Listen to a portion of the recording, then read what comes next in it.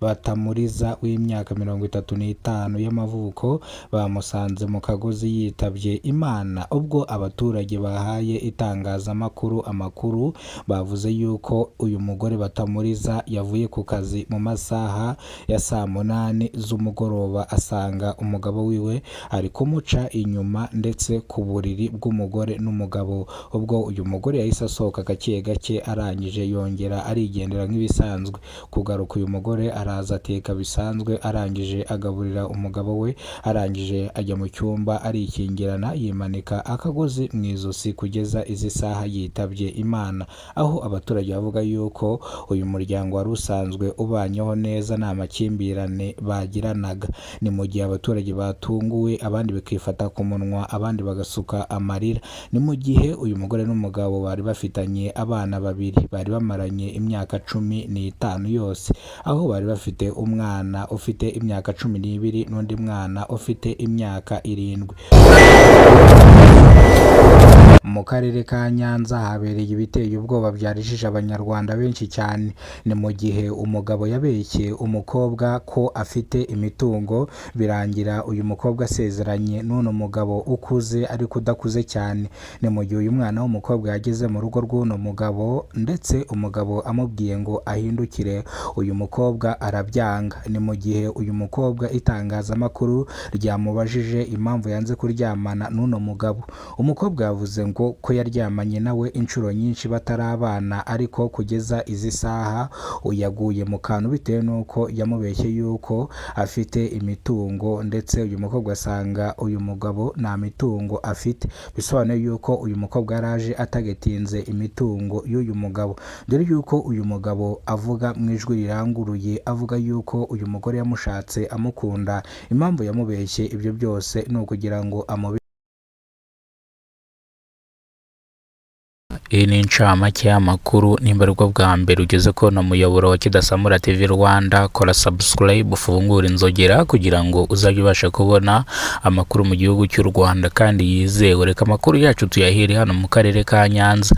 Mu karere ka Nyanza umugabo yatahanye umugore we basezeranye mu mategeko. Bageze mu rugo umugore yanga gukora imibonano mpuzabitsina n'umugabo we, dore yuko umugore yeruye akabyira itangazamakuru yuko yasambanye n'uno mugabo kenshi, ariko kuri ino nshuro ntago yakongera kubikora bitewe nuko uyu mugabo yamubeshye bikomeye cyane.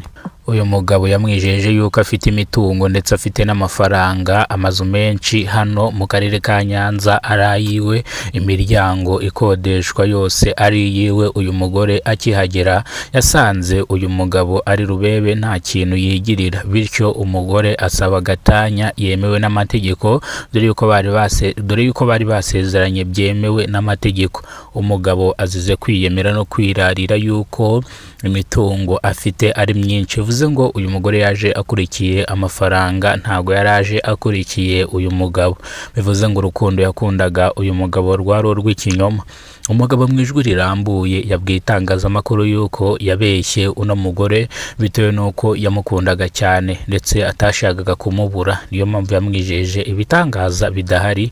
Rero birangira amujyanye mu rugo. Ibyabaye ni ibi ngibi gusa. Yavuze ko byamusigiye isomo rikomeye cyane, n'abandi bagabo bibabera isomo. Kubeshya umukobwa mugiye gushakana ni ibintu bidahwitse, cyangwa ni ibintu byatuma utandukana n'umukunzi wawe. Ibyo yagerageje kurwanira ku munota wa nyuma agerageje kubibura.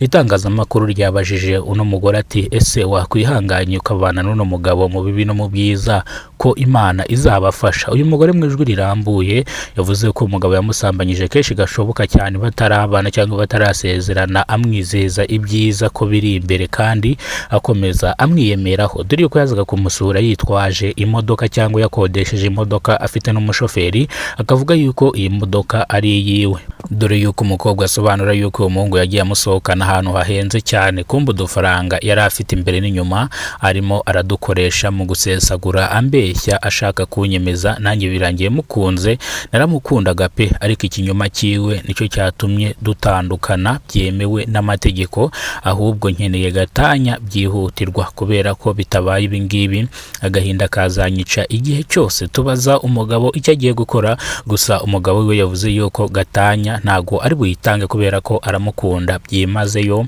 Kandi ikindi arasaba yuko cyangwa arasaba uyu mugore imbabazi kuba yarahemutse, kuba yaramubeshye, yaramwijeje ibintu bidahari. Bityo uyu mugore yasutse amarira n'intimba n'agahinda. Ni mu karere ka Nyanza, ibi niho byabereye. Mu karere ka Bugesera mu murenge wa Mayange habereye amahano akomeye cyane.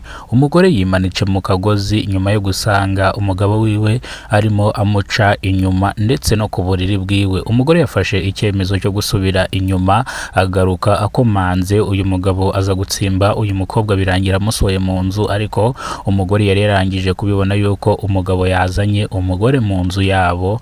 Nibwo umugore kwituriza ateka nk'uko bisanzwe. Mu masaha ya nimugoroba ya saa 2 z'ijoro yifungirana mu cyumba ahita yiyahura. Gusa umugabo yagize ngo wenda umugore yananiwe araryamye. Mu kanya ko guhumbya umugore nibwo yatatse rimwe ahita ashiramo umwuka. Ni mu gihe uyu mugabo yise atabaza abaturage bari bari aho hafi ndetse n'inshuti n'abavandimwe, baza bica urugi basanga uyu mugore yarangije kwimanika. Ni mu gihe abaturage batanze amakuru bavuze ko uyu muryango ari umuryango wishimye kandi ubayeho neza, ariko ikosa rimwe uyu mugabo yakoze ryatumye umugore wiwe ahaburira ubuzima.